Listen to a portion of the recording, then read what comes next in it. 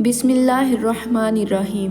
جب آپ کسی دکھ، تکلیف، اذیت اور بے بسی کی انتہا کو لے کر اس کے سامنے ہچکیاں لے کر رو رہے ہوتے ہیں تو اللہ تعالیٰ اپنے فرشتوں سے فرماتا ہے کہ جاؤ دیکھو میرا بندہ کیوں رو رہا ہے، اس سے پوچھو اس کو کیا دکھ تکلیف ہے، اس سے جا کے چپ کرواؤ۔ تو پھر فرشتے چپ کروانے کی کوشش کرتے ہیں لیکن وہ انسان چپ نہیں ہوتا، تو فرشتے تھک ہار کے اللہ کے پاس واپس جا کر سوال کرتے ہیں کہ یا اللہ، آپ تو جانتے ہیں کہ یہ کس وجہ سے رو رہا ہے اتنا۔ تو پھر اللہ پاک فرماتا ہے کہ وہ اپنی ایک بہت پیاری چیز کی تڑپ میں اتنے آنسو بہا رہا ہے، لیکن مجھے میری عزت و جلال کی قسم کہ بہت جلد ہی ایک ایسی چیز سے اسے نوازوں گا کہ تمام مخلوقات اس پر رشک کرے گی اور وہ چھن جانے والی چیزوں کو بھول جائے گا۔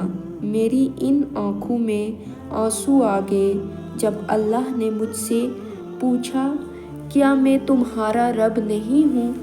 میں نے کہا بے شک آپ ہی ہیں۔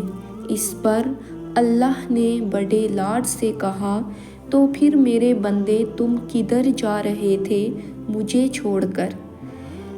کیا کوئی انسان تمہیں مجھ سے زیادہ محبت کر سکتا ہے؟ کیا تمہیں دنیا مجھ سے زیادہ نوازتی ہے؟ کیا دیکھتے نہیں جو فرشتے تمہارے کیے ہوئے گناہ میرے پاس لاتے ہیں، صبح انہی کے ہاتھوں تمہارے لیے رزق بھیجتا ہوں۔ جو لوگ ٹوٹ جاتے ہیں اور اللہ کے آگے روتے ہیں پھر اللہ انہیں جوڑتا ہے، پہلے سے زیادہ مضبوط بنا دیتا ہے۔ بے شک اللہ ایک بہترین مصور ہے۔ تو ذرا سوچیں کہ اللہ اس شخص کو آزماتا ہے جس سے اللہ کا قرب حاصل ہوتا ہے۔ ہمیشہ ٹوٹے ہوئے لوگ ہی اللہ کے زیادہ قریب ہوتے ہیں۔ اللہ ہمیشہ دکھ تکلیف ہمیں آزمائش کے لیے ہی دیتا ہے۔ پھر ہمیں یہ معلوم ہونا لازمی ہے کہ جو ہو رہا ہے اللہ کی اجازت سے ہی ہو رہا ہے۔ تو پھر آپ اتنے پریشان کیوں ہوتے ہو؟ اگر کوئی تمہارے ساتھ غلط کر کے خوش ہے تو کیا ہوا؟ اللہ تو دیکھ رہا ہے۔ کیا تم نے یہ نہیں پڑھا قرآن پاک میں؟ اللہ فرماتا ہے کہ بے شک تیرا رب بھولنے والا نہیں ہے۔ تم کیا سمجھ رہے ہو کہ اللہ تمہیں یوں ہی تنہا چھوڑ دے گا؟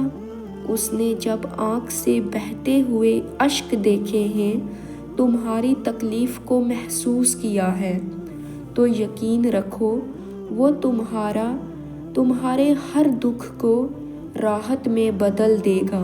اپنے بندے کو ایسے ہی راہ میں نہیں چھوڑتا، وہ اپنے وعدوں کا بڑا ہی سچا ہے۔